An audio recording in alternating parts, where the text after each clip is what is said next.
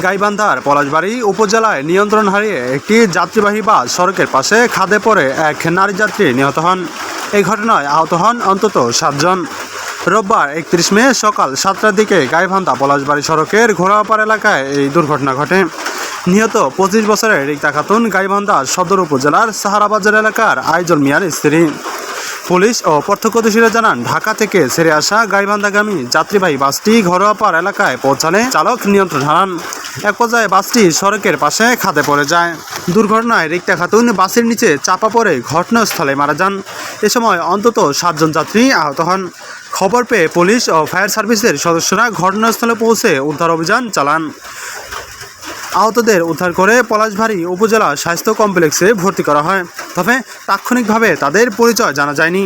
পলাশবাড়ী থানার ওসি তদন্ত প্রশাসন চন্দ্র প্রামাণিক বলেন, দুর্ঘটনার পর নিহতদের মরদেহ উদ্ধার করে পরিবারের কাছে হস্তান্তর করা হয়। এছাড়া দুর্ঘটনা কবলিত বাসটি জব্দ করা হয়েছে। তিনি আরও জানান, বাসের চালক পালিয়ে গেলেও এ বিষয়ে একটি মামলা দায়ের করা হয়েছে। গাইবান্ধার পলাশবাড়ী থেকে সবুজ আহমেদ, নিউজ ডেস্ক, মানিকগঞ্জ।